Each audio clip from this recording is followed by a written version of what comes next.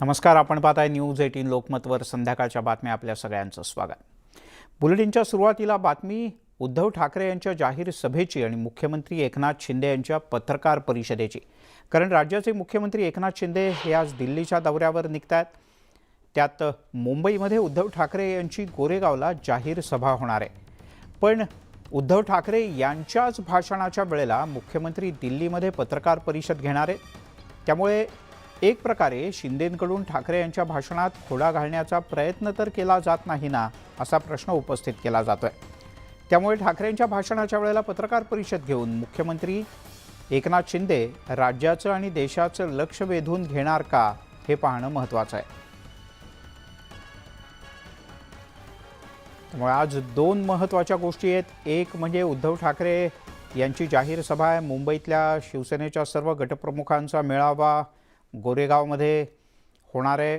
पण ज्या वेळेला उद्धव ठाकरे यांचं भाषण आहे नेमकं त्याच वेळेला म्हणजे साधारण 8-8:30च्या सुमारास कदाचित मुख्यमंत्री एकनाथ शिंदे हे नवी दिल्लीत एक पत्रकार परिषद घेणार आहेत.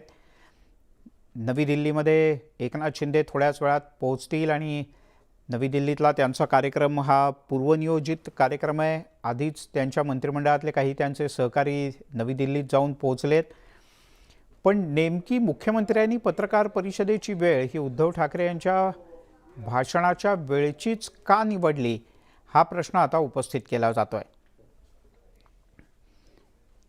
त्यामुळे विविध ठिकाणी शिंदे गट विरुद्ध ठाकरे असा जो सामना बघायला मिळतो, जसा काल ठाण्यात वादविवाद झाले, अन्य काही ठिकाणी झाले, चिपळूणमध्ये झाले, तर तसाच थेट सामना आज रंगणार आहे. सुष्मिता बदाणे आपले प्रतिनिधी आपल्यासोबत जोडले गेलेत आणि थोड्याच वेळात दिल्लीहून प्रशांत लीला रामदास आपले दिल्लीचे प्रतिनिधी सुद्धा जोडले जात आहेत. सगळ्यात आधी जाऊयात सुष्मिताकडे. सुष्मिता, माझा आवाज पोहोचतोय? सुष्मिता, किती वाजता ही सभा सुरू होईल, कोणाकोणाची भाषणं होणार आहेत आणि उद्धव ठाकरे यांचं भाषण किती वाजता आहे? खरं तर ही सभा आणि हा संपूर्ण गटप्रमुखांचा मेळावा हा 7 वाजता नियोजित वेळी सुरू व्हावा अशी अपेक्षा आहे. आणि आता एक एक करत सर्व शिवसेनेचे प्रमुख नेते मंडळी इथे यायला सुरुवात झालेली आहे. अजय चौधरी यांच्यासह मिलिंद नार्वेकर हे सर्व इथे येऊन पोहोचलेले आहेत. तयारी अंतिम टप्प्यामध्ये आलेली आहे. समोर आपण बघताय याच मंचावरनं संपूर्ण महाराष्ट्राचं लक्ष लागून राहिलं आहे की आज नेमकं उद्धव ठाकरे काय बोलणार. मुंबई महानगरपालिका निवडणुका लक्षात घेता गद्दारांना अद्दल घडवा, त्यांचा बदला घ्या, अशा पद्धतीची भूमिका पोस्टरच्या रूपानं जरी त्यांनी घेतलेली असली तरी सुद्धा आता आपण बघतोय की या संपूर्ण नेस्कोच्या या परिसरामध्ये, नेस्को संकुलामध्ये मोठ्या संख्येनं शिवसैनिक जमायला सुरुवात झालेली आहे. संपूर्ण राजकीय जे उलथापालथ घडलेली होती त्यानंतर शिंदे गट आणि ठाकरे यांच्यातील सामना संपूर्ण महाराष्ट्राने पाहिला होता. आणि नेमकं या गद्दारांनाच बदलून टाका, या गद्दारांना आपल्याला अद्दल घडवायची आहे, अशा पद्धतीची भूमिका उद्धव ठाकरे आज घेणं अपेक्षित आहे. आणि आगामी मुंबई महानगरपालिका निवडणुकांचा विचार करता हा गटप्रमुखांचा मेळावा अतिशय महत्त्वाचा असणार आहे. 7 वाजता या कार्यक्रमाला सुरुवात होणार आहे. परंतु मोठ्या संख्येने शिवसैनिक सुद्धा आता एकत्रित इथे आलेले आपल्याला पाहायला मिळतात. सुष्मिता, तू राहाच आपल्यासोबत. दिल्लीला जाऊयात. प्रशांत लीला रामदास आपले दिल्लीचे प्रतिनिधी आपल्यासोबत आहेत. प्रशांत, किती वेळात मुख्यमंत्री पोहोचणार आहेत दिल्लीत? काय काय म्हणजे राखीव कार्यक्रम एवढंच मुख्यमंत्र्यांच्या अधिकृत कार्यक्रमात लिहिलं आहे, पण कार्यक्रम नेमका काय काय, कोणाच्या भेटीगाठी आहेत आणि पत्रकार परिषद किती वाजता आहे? म्हणजे दोघांची वेळ एकच येते बहुधा, भाषणाची आणि पत्रकार परिषदेची. नाही, ज्या पद्धतीने सकाळी माहिती मिळाली होती की खास करून एकनाथ शिंदे जे मुख्यमंत्री आहेत त्यांचा दौरा बघितला, तो शासकीय दौरा जो ज्या पद्धतीने आहे 6:30 पर्यंत दिल्लीत पोहोचणार होते. पण अजूनही या संदर्भात ज्या पद्धतीने माहिती मिळते की ते 6:30 पर्यंत दिल्लीत पोहोचण्याची शक्यता आहे. त्यानंतर त्यांचा जर दौरा बघितला तर थेट तिथून थेट महाराष्ट्र सदनात येणार आहे. महाराष्ट्र सदनामध्ये त्यांचा राखीव कार्यक्रम असा आहे की इथे देशभरातील शिवसेनेचे जे प्रभारी आहेत विविध राज्यांचे ते आलेले आहेत. त्यांच्यासोबत बैठक आहे, त्या बैठकीच्या पूर्वी त्यांची पत्रकार परिषद होईल अशा प्रकारची माहिती पुढे आलेली आहे. साधारणतः ज्या पद्धतीनं चर्चा आहे की उद्धव ठाकरे भाषणाला उभे राहताना त्याचवेळी एकनाथ शिंदे देखील त्यांची पत्रकार परिषद असणार आहे आणि त्या पत्रकार परिषदेदरम्यान ते काही मोठ्या घोषणा करतील अशा प्रकारची सूत्रांनी माहिती दिलेली आहे. सोबतच साधारणतः जे राज्य प्रभारी जे आहेत शिवसेनेचे विविध राज्यांचे ते देखील या पत्रकार परिषदेसोबत असतील. यासाठीच राजधानी दिल्लीतील महाराज सदनातला जो कस्तुरबा गांधी मार्गावरील महाराज सदन आहे तिथे पत्रकार परिषदेसाठी प्रेस कॉन्फरन्स हॉल बुक करण्यात आलेला आहे. त्या प्रेस कॉन्फरन्स हॉलच्या बाहेरून मी बोलत आहे सध्या. आणि महत्त्वाचं म्हणजे जी रणनीती आहे खास करून शिंदे गटाची की उद्धव ठाकरेच्या भाषणाच्या वेळीच दिल्लीतून पत्रकार परिषद करायची जी तो प्रयत्न आहे तो प्रयत्न यशस्वी होतो का हा पाहावं लागेल. प्रशांत तू राज आपल्यासोबत पुन्हा एकदा सुस्मिताकडे जाऊया. तिच्यासोबत शिवसेनेचे काही नेते आता आहेत. सुस्मिता, खरं तर या संपूर्ण सभामंडपामध्ये एक एक करत सर्व नेते मंडळी उपस्थित आहेत. सुरुवातीला आपण बघूयात काही महिला इथे येऊन पोहोचलेल्या आहेत आणि ज्या पद्धतीनं एक एक करत हे सर्व प्रमुख नेते मंडळी इथे आलेले आहेत. मिलिंद नार्वेकर इथे येऊन पोहोचलेले आहेत आणि एक एक करत कार्यकर्त्यांशी सुद्धा संवाद साधला जातो आहे. आपण काही प्रमुखांशी बोलणार आहोत. स्थानिक आमदार इथे येऊन पोहोचलेले आहेत. ज्या पद्धतीचा आज संपूर्ण दिवसाचा गट प्रमुखांचा हा मेळावा आहे तो बघता आजच्या दिवसामध्ये उद्धव ठाकरे यांची भूमिका महत्त्वाची असणारच आहे. परंतु ज्या पद्धतीने हळूहळू कार्यकर्ते जमायला सुरुवात होते तसतसे नेते सुद्धा जमायला सुरुवात झालेली आहे. आत्ता शिंदे गटाने जरी एकीकडे म्हटलेलं असलं की आम्ही सुद्धा आमची भूमिका पत्रकार परिषदेमधनं मांडणार, परंतु दुसरीकडे शिवसैनिक सुद्धा तितक्याच आक्रमक पद्धतीनं एकत्र येणार आहेत आणि पक्षप्रमुखांचं भाषण ऐकणार आहेत. मिलिंदजी, बर प्रशांत, एकाच वेळेला हे ठरवून होत आहे का हा याला योगायोग म्हणायचा आणि दरम्यानच्या काळात ज्या भेटीगाठी होणार आहेत त्या कोणाकोणाच्या होतील? जर बघितलं मिलिंद तर मी माझ्या कॅमेरामनला विनंती करतो की त्यांनी मागचा जो परिसर समोर जो परिसर दिसतोय तो समोर जो हॉल दिसतोय तिथे राज्य प्रभारींची बैठक होईल. जो आता हॉल उघडला जातोय ना तिथे ते बैठक होणार आहे. त्याच्या आतमध्ये एकनाथ शिंदे असणार आहे आणि तिथून सगळे राज्य प्रभारींसाठी विविध आता त्यांचे नेते यायला सुरुवात झालेली आहे आणि इथे ती बैठक असणार आहे. महत्त्वाचं म्हणजे जर बघितलं सोबतच या दरम्यान प्रयत्न असा आहे की एकनाथ शिंदे यांचा की यावेळी फक्त राज्य प्रभारींसोबत बैठक घ्यायची. कारण की ज्या पद्धतीनं रणनीती आखण्यात आली होती की विविध राज्यांच्या जे प्रभारी आहेत शिवसेनेचे, जसं उत्तर प्रदेशचे असो, राजस्थानचे असो, दिल्लीचे असो, या राज्यांच्या प्रभारींची बैठक मुंबईत घेण्याच्या ऐवजी दिल्लीत घ्यावी. दिल्लीतून एक संदेश देता येईल की शिवसेना राष्ट्रीय स्तरावरती आता कशी शिंदे गटासोबत आहे हे दाखवण्याचा प्रयत्न आजच्या या पत्रकार परिषदेच्या माध्यमातून होणार आहे. त्यामुळे या पद्धतीची तयारी करण्यात आली आहे आणि रणनीती अशीच आखण्यात आलेली आहे. कारण की या रणनीतीमध्ये जर बघितलं तर उद्धव ठाकरेंच्या भाषणाच्या वेळीच पत्रकार परिषद व्हावी अशा प्रकारचे संकेत सकाळी मिळाले होते. पण त्या संदर्भातला निर्णय प्रशांत, मी तुला थोडंसं थांबवतो. पुन्हा एकदा सुस्मिताकडे जाऊया. सुस्मिता, खरं तर आजचा हा मेळावा महत्त्वाचा आहे. पोचण्याची काय सांगाल? सगळे शिवसैनिक एकत्र येणार आहे. शिंदे गट सुद्धा तिकडे दिल्लीतनं पत्रकार परिषद घेणार आहे. हा जो मेळावा आहे हा आमचा पूर्वनियोजित आहे. गटप्रमुखांचा मेळावा हा आमचा दर मुंबई महानगरपालिकेच्या निवडणुकीच्या आधी आणि ठिकाण देखील आमचे नेस्कोच असतं, म्हणजे न्यू स्टँडर्ड इंजिनिअरिंग, त्याप्रमाणे आमचा ठरलेला आहे. गेल्या जवळजवळ महिन्यापूर्वी हा गटप्रमुख मुंबईतील आमचे जे आहेत जवळजवळ 30 ते 35 हजार गटप्रमुख, उपशाखा प्रमुख आमचे सर्व पदाधिकारी आज इथे येतील आणि आमचे पक्षप्रमुख त्यांना मार्गदर्शन करणार आहेत. ज्या पद्धतीची मुंबई महानगरपालिकासाठी गद्दारांना त्यांची जागा दाखवा, बदला घ्या अशा पद्धतीची पोस्टरबाजी झालेली आहे, तेच लक्ष आहे आणि त्याच उद्देशानं हा मेळावा. निश्चितपणे आता आमचं लक्ष एकच आहे, मुंबई महानगरपालिका, आणि सर्वजण एकत्र आले तर आम्हाला खात्री आहे की आम्ही निष्ठावंत शिवसैनिक, आम्ही जे माननीय सगळ्यात म्हणत आम्ही शिवसेना प्रमुखांचे आहेत, पण आम्ही शिवसेना प्रमुखांचा विचार आणि शिवसेना प्रमुखांनी जे आम्हाला शेवटचं भाषण शिवाजी पाटलांना होतं, बाबा आता तुम्ही माझ्या उद्धवला सांभाळा, त्यामुळे आम्ही सर्वजण उद्धव साहेबांबरोबर असलेले शिवसैनिक हा मुंबई महानगरपालिकेवर पुनश्च एकदा आमचा भगवा फडकवल्याशिवाय राहणार नाही, त्याच्याबद्दल आम्हाला जराही शंका नाही. गटप्रमुखांचा मेळावा जरी आज होत असला तरी सुद्धा दसरा मेळावा, जे विचारांचं सोनं लुटण्यासाठी गेली अनेक वर्ष शिवसैनिक शिवाजी पार्कमध्ये येत होते, ते आता अस्पष्ट चित्र आहे. शिवाजी पार्क मैदानावरती दोन्ही गटांनी दावे केलेले आहेत। दोन्ही गटांनी दावे केले तरी आम्ही आमचं ठरवलेलं आहे बरं, शिवाजी सुस्मिता, पार्क मी तुला थोडंसं थांबवतो. त्यांची प्रतिक्रिया तू घेऊन पूर्ण कर, पण दरम्यान राज्याचे उपमुख्यमंत्री देवेंद्र फडणवीस बोलतात. आपण थेट जाऊयात. हमारे लेखक तुषार बनर्जी और यहाँ पर उपस्थित सभी गणमान्य अतिथिगण, उपस्थित बहनों और भाइयों, मैं ऐसा मानता हूं कि आज का दिन ये बहुत ही अच्छा दिवस है, क्योंकि जिस पुस्तक को हम प्रकाशित कर रहे हैं, कई बार पुस्तक का टाइटल और उसके नायक की व्यक्ति रेखा, इसमें कोई समन्वय नहीं होता। टाइटल तो लोग दे देते हैं, किंतु अंदर वैसा प्रतीत नहीं होता। पर ये जो टाइटल है, Bhagat Singh Koshyari, a soul dedicated to the nation, मैं ऐसा मानता हूं कि टाइटल और व्यक्ति इसमें भेद ही नहीं हो सकता। इतना सुंदर ये टाइटल यहां दिया गया है। अपने पूरे जीवन में जिस व्यक्ति ने केवल समाज और राष्ट्र का विचार किया हो, न खुद का विचार, न अपने परिवार का विचार,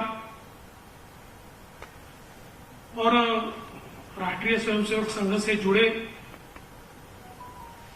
और देशभक्ति के संस्कारों के साथ अपना सारा जीवन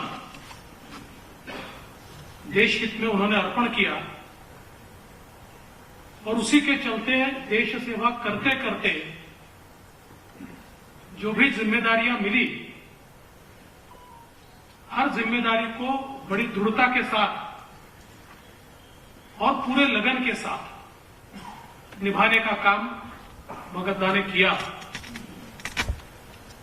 चाहे प्रचारक के रूप में हो, एक विधायक के रूप में हो, पार्टी के अध्यक्ष के रूप में हो, विपक्ष के नेता के रूप में हो, मुख्यमंत्री के रूप में हो, सांसद के रूप में हो, या फिर राज्यपाल के रूप में। और ऐसे बहुत कम लोग हैं कि जिन्होंने हमारी डेमोक्रेसी ने जो सदन तैयार किए, ऐसे चारों सदन देखने वाले व्यक्ति बहुत कम हैं। भगत दा लेजिस्लेटिव असेंबली में भी रहे, लेजिस्लेटिव काउंसिल में भी रहे, भगत दा लोकसभा में भी रहे और राज्यसभा में भी रहे। और मुझे ऐसा लगता है कि उनकी पर्सनैलिटी भी ऐसी है, वो जहां जाते हैं वहां चंद समय में ऐसा लगता है कि ये बहुत सालों से यहां है, लोगों को अपना लेते, लोगों को अपने लगते। तो आप विचार कीजिए, राज्यपाल जी यहां पर 3 साल पहले आए, करीब 5/9/2019 को यहां पर आए। 3 सालों में 2 साल तो कोविड के थे, और सब समझाते थे कि बाहर मत निकलिए, लेकिन वो थोड़े सुनने वाले थे। बाहर भी निकले, और जब बाहर निकलने से एकदम मना किया तो यही कार्यक्रम कर लिए। और 3 सालों में 1077 कार्यक्रम, 1077 कार्यक्रम पूरे 36 डिस्ट्रिक्ट में, और जहां कोई पहुंचता नहीं है। और बीच में तो एक समय ऐसा था कि सरकार के प्रमुख भी कहीं जाते नहीं थे, मुख्यमंत्री जी कहीं नहीं जाते थे, मंत्री भी नहीं जाते थे, कोविड था इसलिए नहीं जाते थे। पर भगत दा थोड़े रुकते थे। ये तो 3600 जिलों में, और विशेष रूप से जहां आदिवासी क्षेत्र है, जहां सीमा का क्षेत्र है, जहां सुदूर क्षेत्र है, ऐसे सारे क्षेत्रों में पहुंचकर, वहां रहकर, वहां की सारी बातें सुनकर, और उसके ऊपर सॉल्यूशंस केवल जाकर नहीं, यहां आने के बाद सारे अधिकारियों को तलब किया जाता था, मैं स्वयं जाकर आया हूं, ये चीजें हैं, इसको सुधारिए, और सुधरी की नहीं वापस देखते थे। तो मुझे ऐसा लगता है कि राजभवन को भी ऐसे राज्यपाल मिले होंगे पहली बार कि जो सुबह 4 बजे उड़ जाते हैं। तो टाइम ही टाइम है और पूरा समय सबको ऑन द टोज रखते हैं। लेकिन केवल 1077 कार्यक्रम, इतना रिकॉर्ड इनका नहीं है, तो 48 कॉन्वोकेशन इन्होंने अटेंड किए 3 साल में। 48 यूनिवर्सिटीज के कॉन्वोकेशन अटेंड करना, ये भी अपने आप में एक रिकॉर्ड है। और मुझे ऐसा लगता है कि ये जो एक इनकी कार्य पद्धति है, इसके कारण इस राजभवन को भगत ने लोक भवन में परिवर्तित किया।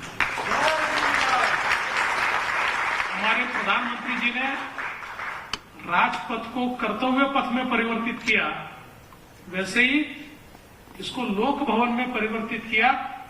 और कोई भी व्यक्ति राजभवन आ सकता है, इस प्रकार की व्यवस्था आज यहां पर हमको दिखाई पड़ती है। और मुझे लगता है कि लोकतंत्र में इससे बड़ी चीज कोई हो नहीं सकती। वैसे तो माननीय राज्यपाल जी के स्वभाव के कई गुण ये किताब में भी आए हैं। जहां से उन्होंने शुरुआत की, उनके गांव से लेकर, तो उनकी जर्नी भी इसमें कैप्चर हुई है। और उसके बाद लोकसभा और राज्यसभा के माध्यम से अलग अलग विषय जो न केवल उन्होंने हैंडल किए, बल्कि जिनको अंजाम तक वो ले गए। और जिसमें सबसे बड़ा तो OROP, 1 रैंक 1 पेंशन, एक ऐसा विषय है कि देश के सैनिकों की कितने दशकों से मांग थी कि 1 रैंक 1 पेंशन होना चाहिए। और उसकी जिम्मेदारी भगत दा ने अपने कांधों पर ली और ऐसा रिपोर्ट तैयार किया कि जिस रिपोर्ट को आदरणीय प्रधानमंत्री जी ने स्वीकारा। और हमारे देश में हमारे सैनिक जो हमारे लड़ते हैं, उनके ऊपर जो अन्याय होता था, उस अन्याय को दूर कर हजारों करोड़ रुपए केंद्र सरकार ने देकर 1 रैंक 1 पेंशन लागू किया। इसका जो क्रेडिट है वो जितना मोदी जी को जाता है, वैसा ही वो क्रेडिट आदरणीय भगत दा को भी जाता है। और उसकी भी लड़ाई या उसमें भी जो काम भगत दा ने किया, उसको इस किताब ने बहुत अच्छे तरीके से कैप्चर किया है। मैं लेखक का बहुत बहुत अभिनंदन करना चाहूंगा।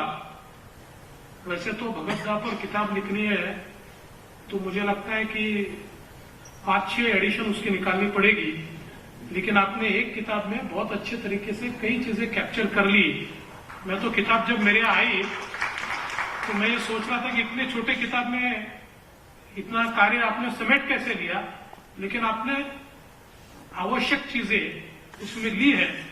और कई चीजें जो लोगों को समझनी चाहिए लेकिन जगह नहीं थी, इसलिए आपने उसको छोड़ा है। मुझे लगता है और भी किताबें निकलेंगी तो अलग अलग एंगल जो है वो भी निकलेंगे। अब जैसा हम लोगों ने अनुभव किया कि बेबाकी से बात करते हैं, और सबसे बड़ी बात यह है कि हंसते हंसते आपके मुंह पर ऐसी बात बोल देंगे, दूसरा कोई नहीं बोलेगा, वही बोलते हैं। और आपको बुरा भी नहीं लगेगा, लेकिन ध्यान में आएगा कि गलती है भाई, सुधारना पड़ेगा। तो हमारे कई साथी जो पहले सरकार में थे, बीच में 2.5-3 साल अभी नहीं है, हमारे दोस्ती है, तो हमारे साथ बैठते हैं, तो कहते भाई आपके राज्यपाल जी बहुत महान है। हमने कहा क्यों? हम तय करके जाते थे सब लोग क्या झगड़ा करके आएंगे राज्यपाल जी से और क्या क्या कहकर आएंगे, और वो हमको ऐसा घुमाते थे कि क्या कहना है हम भूल जाते थे और उनकी बात सुनकर ही वापस आ जाते थे। ये एक इसका कारण यह है कि मन में स्वार्थ नहीं है, खुद के लिए कुछ करना भी नहीं है।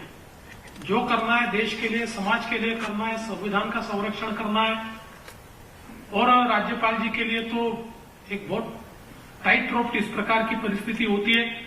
और उस परिस्थिति से और कोविड की परिस्थिति से और महाराष्ट्र की ये जो बहुत ही वोलेटाइल ऐसा प्रकार परिस्थिति थी, उसमें जिस प्रकार से उन्होंने महाराष्ट्र को एक लीडरशिप दी, मैं ऐसा मानता हूं कि ये भी उनके व्यक्तित्व का एक बहुत अलग इस प्रकार का एंगल है।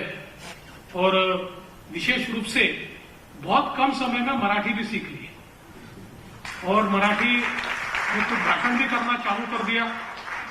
तो मुझे ऐसा लगता है कि एक प्रकार से ये मैं सौभाग्य समझता हूं कि ऐसे गवर्नर साहब के साथ काम करने का मौका हमको मिला, जिन्होंने हमको छोटे भाई जैसा, बेटे जैसा प्यार दिया, कभी गलती हुई तो समझाया और हमेशा उनके सिर में कोई ना कोई ऐसा विषय होता है जो जनता के हित का होता है, तो उनके पास आप जाओ और ऐसे ही आप बातचीत करके निकल जाओ, ऐसा कभी होता नहीं है।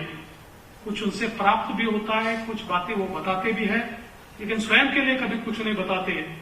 मैं तो हमेशा ये कहता हूं कि मैं धन्यवाद दूंगा हमारे पिछले राज्यपाल जी का कि जिन्होंने इतना अच्छा बंगला भी बना दिया, ये राजभवन भी बना दिया। इनके जमाने में होता तो एक झोपड़ी बनाते, खुद भी रहने को जाते और हमको भी उसी में बुलाते।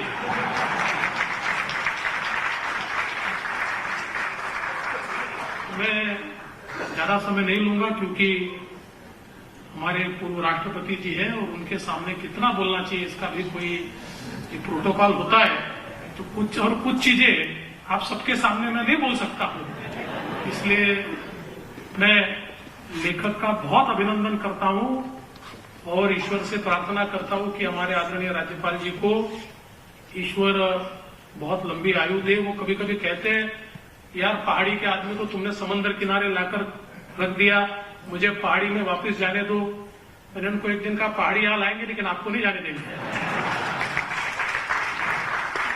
तो निश्चित ही ईश्वर उन्हें बहुत लंबी उम्र दे और बहुत अच्छे काम उनके हाथों से हुए और अच्छे काम उनके हाथों से हो, ये ईश्वर के चरणों में प्रार्थना करता हूं और अपने शब्दों को विराम देता हूं।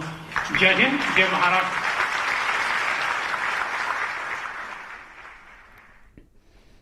राज्याचे उपमुख्यमंत्री देवेंद्र फडणवीस यांनी राज्यपाल भगतसिंग कोश्यारी यांचं भरभरून कौतुक केलं। देशाचे माजी राष्ट्रपती यांच्या उपस्थितीत आपण पाहत आहे संध्याकाळच्या बातम्या आणि आता बोलूयात अन्य काही बातम्यांकडे। बहुचर्चित फॉक्सकॉन प्रकल्प गुजरातमध्ये गेल्यानंतर पहिल्यांदाच राज्याचे मुख्यमंत्री एकनाथ शिंदे हे दिल्लीच्या दौऱ्यावर आहे। शिंदे गटातील 40 आमदार सुद्धा दिल्लीत जाणार असल्याची माहिती आहे। या दौऱ्यात केंद्रीय निवडणूक आयोगामध्ये देखील काही नेते जातील आणि आयोगाच्या अधिकाऱ्यांची बातचीत करतील अशी चर्चा आहे। दरम्यान राज्यात विविध ठिकाणी रखडलेले प्रकल्प मार्गी लावण्यासाठी मुख्यमंत्री एकनाथ शिंदे काही केंद्रीय मंत्र्यांची भेट घेण्याची सुद्धा शक्यता आहे। वेदांता फॉक्सकॉन प्रकरणानंतर महाराष्ट्र सरकार बॅकफूटवर आले। दरम्यान महाराष्ट्र सदनाच्या बाहेर मुख्यमंत्री एकनाथ शिंदे यांचं स्वागत करणारी अनेक पोस्टर्स आज सकाळपासून दिसत आहेत।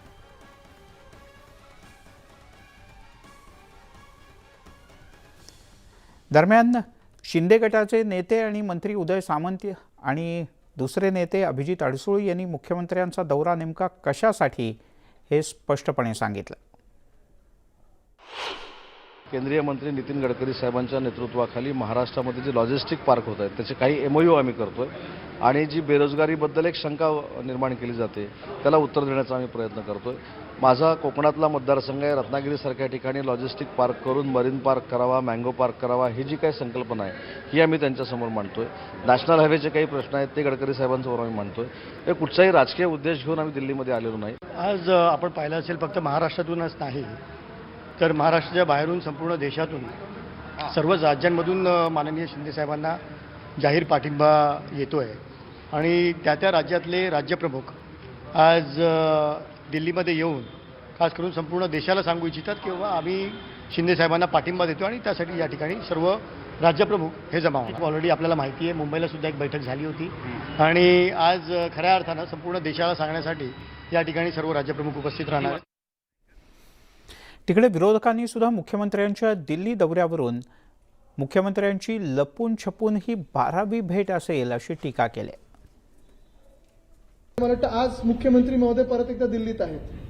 आता ते महाराष्ट्रासाठी गेले आहेत की स्वतःसाठी गेले आहेत हे अजूनही आम्हाला माहिती नाही. कदाचित स्वतःसाठी गेले असतील. हे त्याचं पॅटर्न बघितलं गेल्या काही अनेक व्हिजिट्समध्ये. काही व्हिजिटच्या जगजाहीर होत्या. हे मला वाटतं जगजाहीर 8वी व्हिजिट असेल आणि लपून छपून 12वी व्हिजिट असेल. त्याच्यात मी काही जाणार नाही. आता निवडणूक आयोगाकडं ओळख परेड आहे.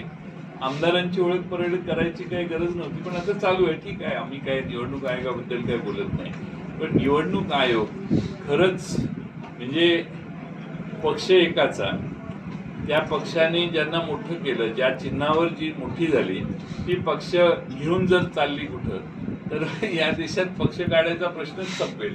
कोणी पक्ष काढायला बंद होईल आणि सगळे निवडून आल्यावर मग एका छताखाली आणायचा नवा कार्यक्रम सुरू होईल. तिकडे दसरा मेळाव्यासाठी शिवसेना आक्रमक झाली आहे. शिवसेनेनं आता थेट उच्च न्यायालयाचं दार ठोठावलंय. शिवसेनेच्या याचिकेवर उद्याला सुनावणी होणार आहे. शिवाजी पार्कवर दसरा मेळाव्यासाठी परवानगी द्यावी अशी थेट मागणी करणारी याचिका शिवसेनेनं दाखल केली आहे. याबद्दलचा अर्ज सुद्धा शिवसेनेकडून पालिकेकडे आधीच करण्यात आला आहे, मात्र ज्यावर अद्याप पालिकेनं निर्णय घेतलेला नाही. पालिकेकडून वेळकाढूपणा सुरू असल्याचा आरोप सुद्धा शिवसेना नेत्यांनी केला आहे. पालिकेनं शिवाजी पार्कवर दसरा मेळाव्यासाठी अद्याप परवानगी न दिल्यानं शिवसेनेनं उच्च न्यायालयाचा दरवाजा ठोठावला आहे. जी काय परंपरा त्या ठिकाणी चालू आहे त्या परंपरेला कुणी आडवत जाऊ नये. कुणीतरी BKCला घेत असेल तर तो मोठा घ्यावा, कुणी शिवतीर्थावर घेत असेल तर तो त्या ठिकाणी शिवसेनेला मोठा घ्यावा. आपापली ताकद त्या ठिकाणी त्यांनी दाखवून द्यावी. पण या दोन्ही चर्चेमध्ये वेळ इतका लोकांचा त्या ठिकाणी जातोय. कुणी इथं म्हणते, कुणी तिथं म्हणते. दोन्ही आमच्या गटानेही त्या ठिकाणी परवानगी मागितली, त्यांनीही परवानगी मागितली. कायदा सुव्यवस्थेच्या माध्यमातून त्यांना दोघांनाही नाकारण्यात आली असे मला समजतं. आता सत्य काय मला माहीत नाही, परंतु अशा या परिस्थितीमध्ये BKCवर आमची तयारी सुरू झाली. आम्ही जो अर्ज केलेला आहे तो शिवसेना प्रमुखांच्या विचारांचा आणि हिंदुत्वाचा विचार करून जी भूमिका आम्ही पुढे नेतो आहे. परंतु दुसऱ्या ज्या गटाने जो अर्ज केलेला आहे तो गट हा महाविकास आघाडीचा आहे आणि महाविकास आघाडीचा एक तो घटक पक्ष आहे. त्यामुळे जी परंपरा आहे ती परंपरा पुढे नेण्याचं काम आम्ही करत आहोत. बोलूयात पुढच्या काही बातम्यांकडे. पत्राचाळ प्रकरणामध्ये राष्ट्रवादी काँग्रेसचे अध्यक्ष शरद पवार यांच्यावर भारतीय जनता पक्षानं काही थेट आरोप केले. या आरोपांवर शरद पवार यांनी लगेचच स्पष्टीकरणही दिलंय. माझ्यावरील आरोपांची चौकशी व्हावी. चौकशीसाठी मी केव्हाही तयार आहे, पण या चौकशीमध्ये हे आरोप खोटे ठरले तर आरोप करणाऱ्यांवर काय कारवाई करणार हे देखील आत्ताच सांगावं, असं शरद पवार यांनी म्हटलंय. कुणी चौकशी करायची मागणी केली की माझी असेल किंवा कुणाची असेल, चौकशीला नाही म्हणण्याची भूमिका आमची नाही. चौकशी करा. अगदी 4 दिवसात, 8 दिवसात, 10 दिवसात जेवढ्या लवकर करता येईल तेवढी करा. आणि चौकशी झाल्याच्या नंतर आता जितेंद्र आव्हाडांनी सांगितलं की हा आरोप वास्तव आणि सत्याला धरून नसेल तर त्यासंबंधी काय भूमिका घेणार आरोपकर्त्यांच्या बाबतीत हेही राज्य सरकारने जाहीर केलं. आम्ही बेछूट आरोप करत नाही. जी भूमिका आहे पक्षाची, जी भूमिका आहे पवार साहेबांची, ती देशाला, महाराष्ट्राला माहिती. त्यामुळे त्यांची काय भूमिका आहे त्याच्याशी आम्हाला काही नाही. आमचं म्हणणं एवढंच की आरोप केला ना, अध्यक्षही काहीतरी म्हणालेत भाजपचे.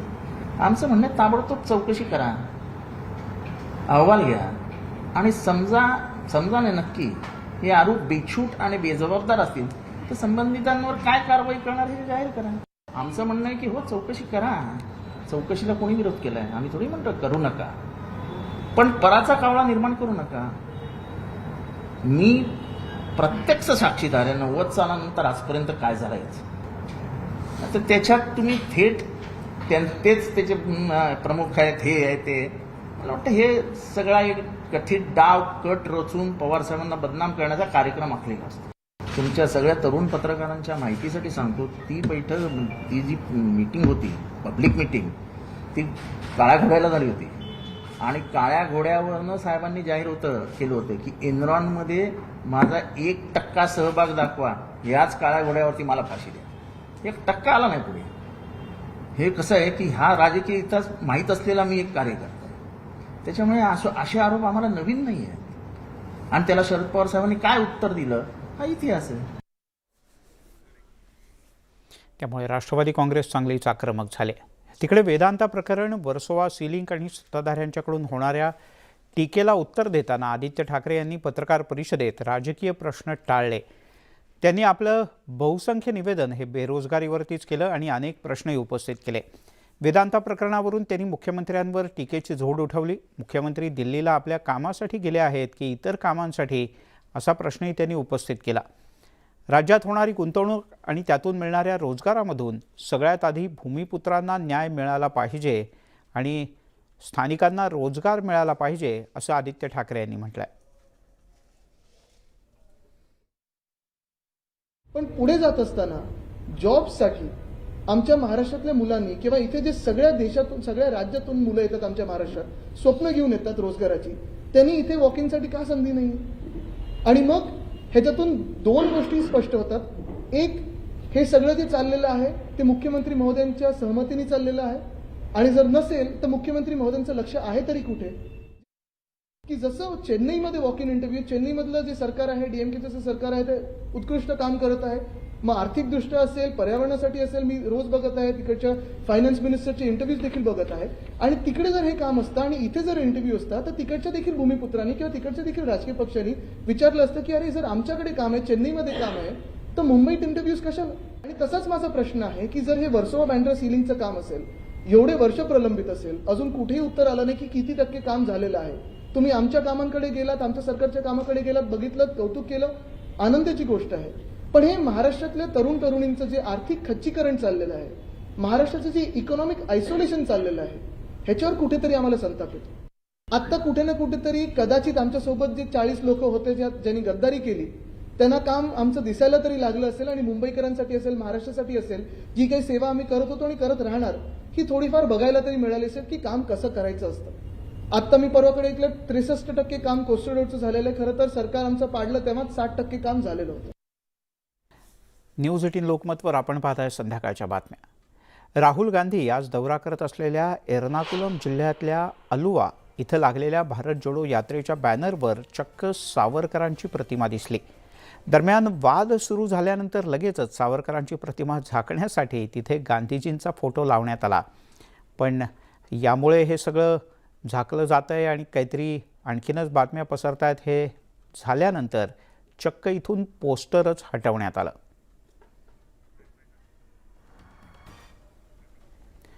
मुंबईमध्ये DRIची मोठी कारवाई झाल्याचं समोर आलं. या क्षणाची सगळ्यात मोठी आणि महत्त्वाची बातमी ती म्हणजे तब्बल 64 किलो सोनं जप्त करण्यात आलंय.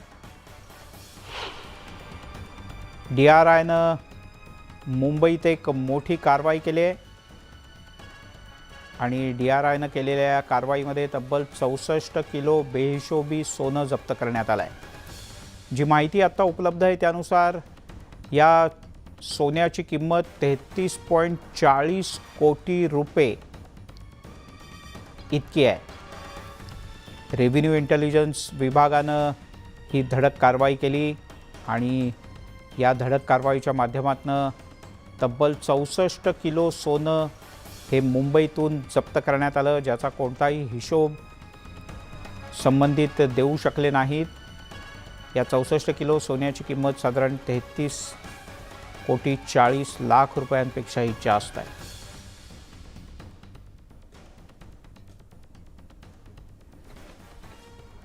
ही आहे या क्षणाची सगळ्यात मोठी आणि महत्त्वाची बातमी. रेव्हेन्यू इंटेलिजन्स विभागानं केलेली ही गेल्या काही काळातली सगळ्यात मोठी कारवाई सोन्याच्यावरची. मुंबई नाशिक महामार्गावर सर्वत्र खड्ड्यांचं मोठं साम्राज्य पसरल्याचं पाहायला मिळत आहे.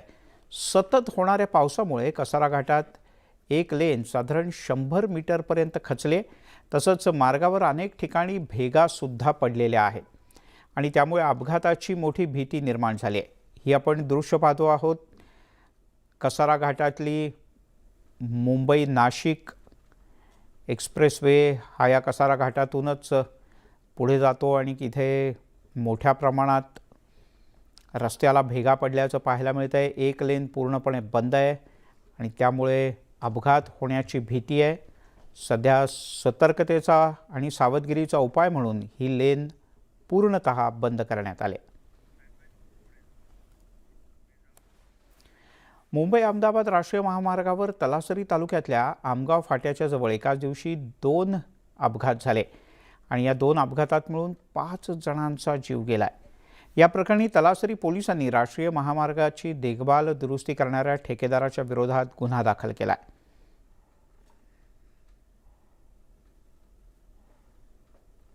मुंबई अहमदाबाद राष्ट्रीय महामार्गावरती आमगाव फाटा म्हणून आहे आणि इथंच तो उड्डाणपूल आहे. आपण जर बघितलं तर या उड्डाणपुलावरती मोठ्या प्रमाणात खड्डे पडलेले पाहायला मिळतात. पण सगळ्यात मोठं दुर्दैव असं आहे की 24 तासामध्ये या ठिकाणी याच खड्ड्यामुळं जवळपास 2 अपघात घडले आणि 2 अपघातामध्ये 5 जणांचा नाहक बळी गेला आहे. तर एक जण जो आहे तो गंभीर जखमी झालेला आहे, त्याच्यावरती उपचार सध्या सुरू आहेत. हा अपघात पहिला ज्यावेळेस घडला गेला त्यानंतर तात्काळ पोलिसांनी हे खड्डे बुजवावे असं देखील RK जैन कंपनी जी आहे ते रस्ता दुरुस्त करते आहे त्यांना सांगितलं होतं, परंतु हे खड्डा न बुजवल्यामुळं आपण बघू शकता माझ्या पाठीमागं लगेच 24 तासाच्या आतमध्ये दुसऱ्या गाडीचा या ठिकाणी अपघात घडला आणि त्याच्यामधले जागीच 2 जणांचा मृत्यू या ठिकाणी झालेला पाहायला मिळतो. अद्याप ही खड्डे जे आहे ते बुजवण्यात आलेले नाही आहेत. सध्या तलासरी पोलीस स्टेशनमध्ये RK जैन इन्फ्रास्ट्रक्चर कंपनी ज्या आहे एक रस्ता दुरुस्त करायची त्यातल्या अधिकारी राठोड आहेत, त्यांच्यावरती देखील या ठिकाणी जो आहे तो गुन्हा दाखल करण्यात आलेला आहे. परंतु खड्डे कधी बुजवणार, कारण मोठ्या प्रमाणामध्ये टोल वसूल केला जातो, परंतु खड्डे जे आहेत ते बुजवले जात नाहीत. त्याच्यामुळे नाहक कित्येक तरी लोकांच्या या ठिकाणी बळी गेलेले आपल्याला पाहायला मिळतात. कॅमेरामॅन सुरेशसह मी विजय राऊत, न्यूज 18 लोकमत, पालघर. नाशिकच्या सातपूर परिसरात एका महिलेचा बाल्कनीतून पडून मृत्यू झाल्याची धक्कादायक घटना घडली. 72 वर्षीय मंगला दळवी यांचा बाल्कनीजवळ त्या उभ्या होत्या. त्यावेळेला अचानक तोल गेला, तोल जाऊन त्या खालती पडल्या आणि यात त्यांचा जागीच मृत्यू झाल्याचं कळतं. या प्रकरणी नाशिकच्या सातपूर पोलीस स्थानकात गुन्हा दाखल करण्यात आला. पोलिसांच्याकडून या सगळ्या घटनेचा अधिक तपास सुरू आहे. नाशिकमध्ये महिलेचा बाल्कनीत पडून मृत्यू झाला आहे. सदर महिलेचं नाव मंगला दळवी असं आहे. त्या 72 वर्षांच्या होत्या आणि बाल्कनीच्या इथे उभं राहून त्या काही काम करत होत्या, पण त्या खालती कशा पडल्या हे कळू शकलेलं नाही. पण तोल जाऊन त्या खालती पडल्या. पोलिसांकडून गुन्हा दाखल करण्यात आला आणि पुढचा तपास सुरू आहे. भिवंडीतील 2 आदिवासी मुलांची वेठबिगारीतून मुक्तता करण्यात आली. मेंढ्या राखण्यासाठी त्यांना अहमदनगरला नेण्यात आलं होतं. इगतपुरी तालुक्यातील एका मुलीच्या संशयास्पद मृत्यूनंतर नाशिक अहमदनगर भागात लहान बालकांना मेंढ्या राखण्यासाठी मेंढपाळांनी त्यांच्या पालकांकडून विकत घेतल्याचे अनेक प्रकार समोर आले होते. या प्रकरणी घोटी, अकोले, घुलेवाडी इथे विविध ठिकाणी वेगवेगळे गुन्हे दाखल झालेत. त्याचं लोण आता भिवंडी तालुक्यापर्यंत पोहोचलं आहे. पडघा पोलीस स्थानकात 2 वेठबिगारी काम करणारी मुलं त्यांची मुक्तता करण्यात आली आहे. तसंच संबंधित मेंढपाळांच्या विरोधात गुन्हाही दाखल करण्यात आला आहे. अतिशय तुटपुंज्या मोबदल्यात या मुलांच्याकडून बळजबरीनं शारीरिक श्रमाचं काम करून घेतलं जात होतं.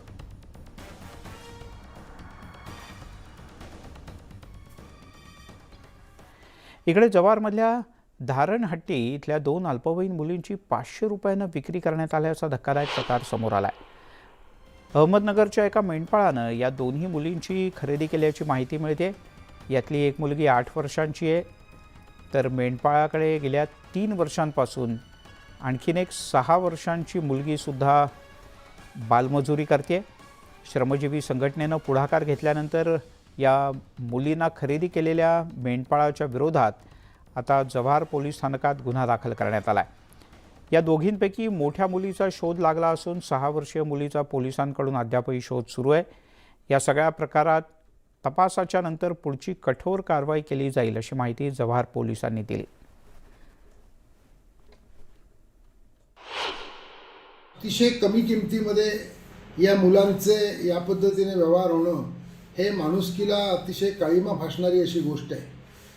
कातकरी समाजाचं, ही सर्व मुलं कातकरी समाजाची आहेत, हे वैशिष्ट्य आहे. कातकरी समाजाचं जे भीषण दारिद्र्य आहे त्याचं हे भयंकर स्वरूप स्वातंत्र्याच्या 75 वर्षांनंतर समोर आलेलं आहे. दरम्यान महिला आयोगाच्या अध्यक्ष रुपाली चाकणकर यांनी वेठबिगारी आणि मजुरीसाठी मुलींना गहाण ठेवलं जाणं हे अतिशय शरमेचं असल्याचं म्हटलं आहे.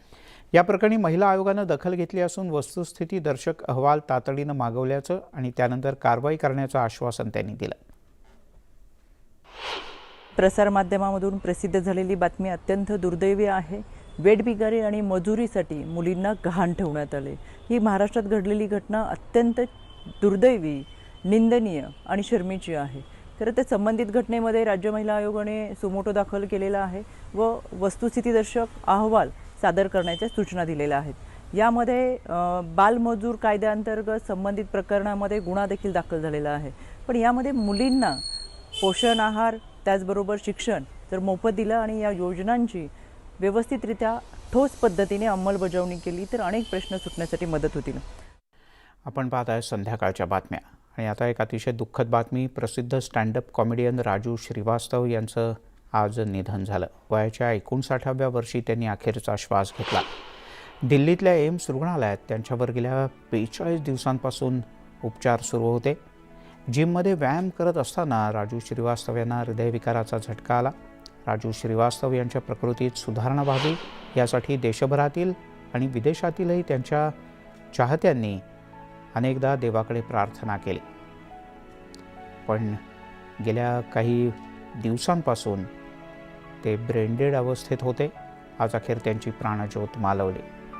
त्यांनी अनेक चित्रपट आणि शोमध्ये काम केलं. The great Indian laughter challenge या कॉमेडी शोमधून राजू श्रीवास्तव यांनी आपलं स्वतःचं वेगळं स्थान निर्माण केलं.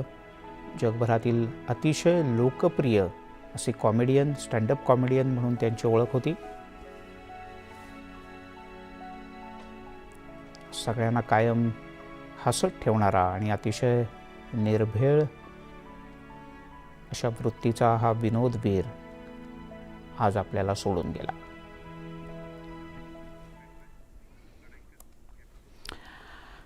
यासोबतच संध्याकाळच्या बातम्यांमध्ये इथे थांबूया. थोड्याच वेळात महाराष्ट्राची खबरबात घेऊन येतोय माझा सहकारी विलास बडे.